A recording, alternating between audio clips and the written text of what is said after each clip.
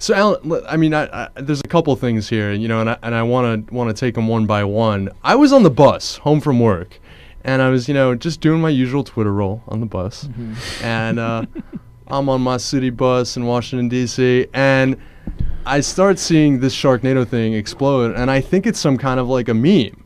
I did not know that it was actually rooted in any reality. I started looking it up. It was a great example of how hashtags remain relevant and useful because I clicked on the hashtag, and it was totally absurd. I mean, everyone was making these jokes. It was like about the Obama presidency. Is President Obama going to address this Sharknado? Right, and co-opted completely. And yeah, I mean, it was like the complete postmodern event where you find out about something on TV.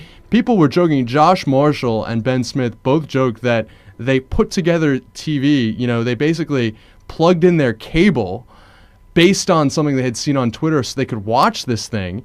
And so it was a case actually where social media drove people to TV.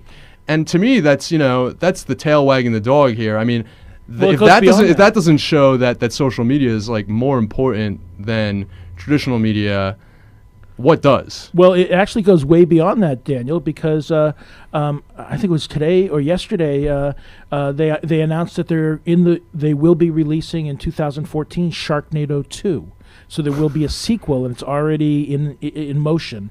So not only did it create this huge Twitter storm, not only did it get people like, was it Josh Marshall, he said, who normally don't watch cable to plug it in and watch, but it is driving the decision of the Sci-Fi Network and the studio that created Sharknado to dip into that well one more time, hopefully with I'll have to steel make sure mesh gloves. Stay off Twitter the next time Sharknado is on the air. Oh, you're not a fan of Sharknado?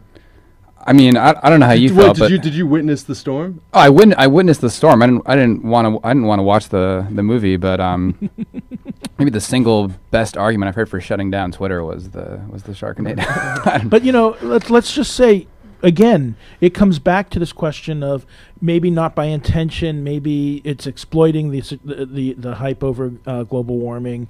The hype meaning the buzz around it. Some people believing it, some people not, but everybody talking about it. Right. But the idea of the movie that it changes where the sharks are in the water and it's changing the weather and making it more extreme. I mean, these are true. These are things that we are observing in large amounts today, yeah.